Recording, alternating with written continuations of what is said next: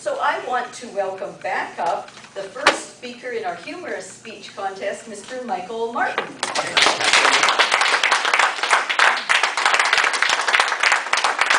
Michael Martin, a parody of an 8-year-old. Michael Martin. Parody of an 8-year-old me. Yeah, sorry. No problem. When unfortunate things happen, these things are not funny at the time, though there are some who will revel in the demise of others. This is hopefully a whimsical parody of 8-year-old me. Mrs. Chairperson, fellow Toastmasters, and most welcome guests, and all those who like to laugh. I was about to go out to the farm. I'm 8 years old. My parents call it being shipped out.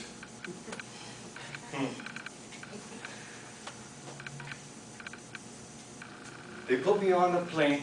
I'm 8 years old. I'm all by myself.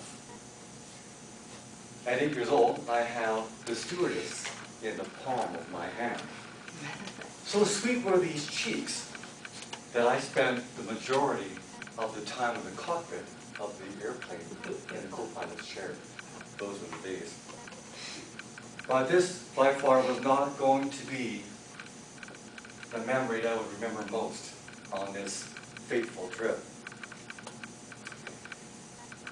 Has anyone had that family member that you could call crazy? You know, the one that's kind of loopy, the one that's kind of offset? The favorite one, but the one no one really wants to talk about? Well, this is my Aunt Evelyn, and I spent most of my time on her farm.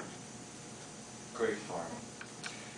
Just a word of caution and note, when there's an 8-year-old in tow, it should be the adult that has the common sense. Just remember that one. First order of business. Love my berries, love my fruit. We're going to pick some berries. Pinchers and chokecherries. This is the fruit of the prairies. So we hop in the tractor with a trailer, and we go around that hard pan perimeter around the wheat field to the back 40 to pick our fruit.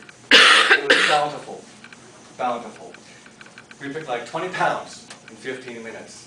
Having had our bounty, we tied it into the trailer. We actually had the cooler was fixed mounted and tied so we wouldn't lose the fruit. Smart thing. Forethought. Hop in the trailer and we're putting our way home down the trail. All of a sudden she puts on the brakes and she looks. She stands up and she shrieks with absolute delight. Look at that! And I'm looking up there, and unbelievable, people.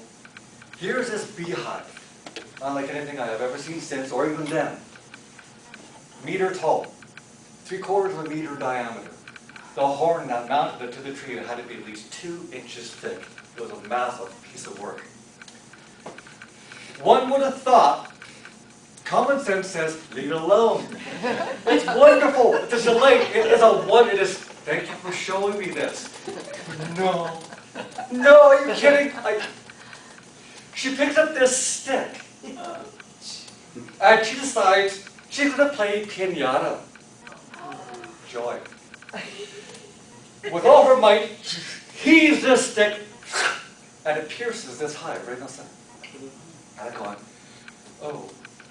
I should have stayed home in bed that day. Should have stayed home in bed. The weight of the stick pulled and tore that hive. To make matters worse, it actually did release and let it go. It landed not on the ground where the soft bushes were, just over here. Had to land on a stump, turning that bowl of bees inside out. And a plume and tornado of bees are now winding about. The sound of the bees was just unbelievable. It is a terror of my nightmares and dreams today. She says, run! I'm going, seriously? You think this is funny? She hops in the tractor, she pops in the gear, and before she drops the clutch, I hop into the back of the trailer, pop the clutch, and off she goes right off from the start. Bang! My face is nailed into the tailgate of the trailer. And off she goes at 10 times the speed, at warp speed, getting out of the area. The bees are coming all the way down for us. She cranks around the corner and holding on for dear life. I'm thinking, what now? Puts in the clutch, Bam! She puts in fifth gear and drops the clutch again. We're not going straight now. Now that you crank, it's 45 degrees. We're not going across the field, the wheat field, standing as tall, carving a path of devastation to an ill-perceived thought of, what, safety? Right. I'm holding on for dear life, now feeling sorry for popcorn, and I really want to get off this iron bowl, and I want off now. Careful what you ask for, people. You just might get it. Stick, stone, stump, something made contact with the wheel of that trailer. Launched our derrieres, dog and I, up into the air. When tragedy like this happens, accidents and such, things go in slow motion. Let's be mindful now. In the air, we are flying, twisting and turning. I'm going, Sparky, terrible driver, isn't she? Sparky turns around and says, bite me! I actually had a second pattern of thought. Why don't I land on the ground in an Olympic AAA standing and save my dignity? Why not? I land on the ground. Good thing it was soft. Sank 10 inches deep. I'm looking up. The wheat is swaying in the wind. The heads of the wheat are bowing, and they are mocking me as if they're just making fun of me like crazy. Ah, here come the bees. I now have a bug's eye view of the bees. They're flying over me. They see me as no threat. Would you believe I felt the wind of their wings? I felt the honey in their breath. They eclipsed the sun. But they're going on the mark to get their piece of meat. I was happy with that. I got up. I dust myself up. I'm looking around. I see the depression in the ground. And I think about it today. Good grief.